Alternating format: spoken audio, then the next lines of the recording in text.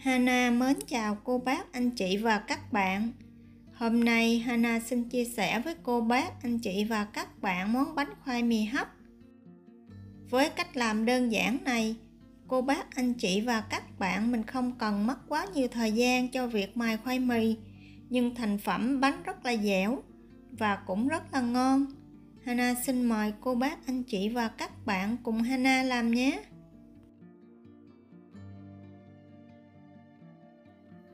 Trước tiên, Hana sẽ cho vào chảo 3 muỗng canh đường cát, 1 muỗng canh nước lạnh. Mình sẽ không khuấy và mình sẽ đun lửa vừa và nhỏ cho tới khi đường tan. Khi đường chuyển sang màu nâu nhạt thì mình sẽ hạ lửa nhỏ lại và đun cho tới khi đường có màu nâu đậm thì mình tắt bếp. Lúc này cô bác, anh chị và các bạn mình sẽ nhấc chảo ra khỏi bếp và cho 2 muỗng canh nước nóng vào.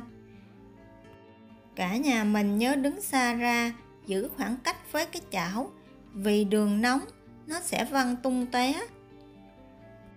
Mình sẽ lắc đều cho hỗn hợp đường nước thật là hòa quyện và đổ ra khuôn tròn, tráng đều để nguội và mình cho vào tủ lạnh khoảng 10 phút.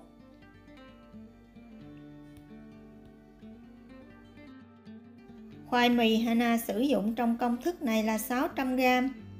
Mình sẽ cắt nhỏ phần khoai mì này ra.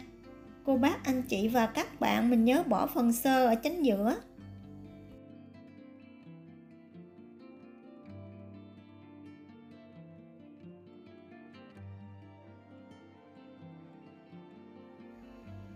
Sau đó mình sẽ cho phần khoai mì này vào máy xay sinh tố, thêm 200ml nước lạnh vào và mình đem phần khoai này đi xay cho nhuyễn.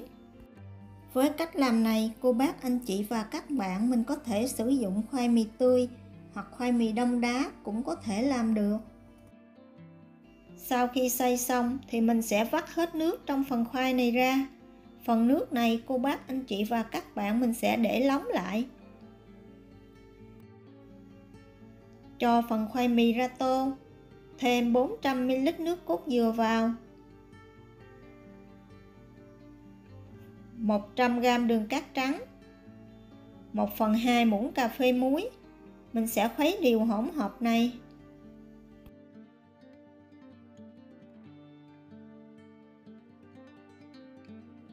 Và thêm 1 muỗng cà phê nước vani. Mình sẽ trộn đều và để nghỉ khoảng 15 phút. Sau 15 phút, mình sẽ chắc bỏ hết phần nước khoai mì ra. Phần bột lắng xuống thì mình cho vào tô khoai mì và nước cốt dừa, trộn đều lại.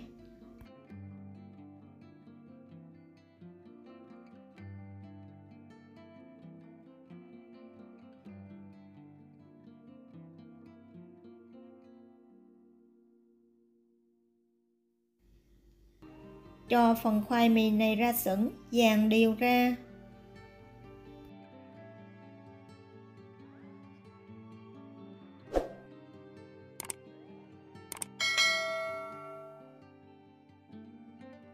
Mình sẽ trùm giấy bạc lên mặt bánh giúp cho bánh không bị nhiễu nước vào và đem bánh đi hấp khoảng 50 phút hoặc cho tới khi mình lấy tăm xăm vào mà không bị dính bột thì là bánh chín.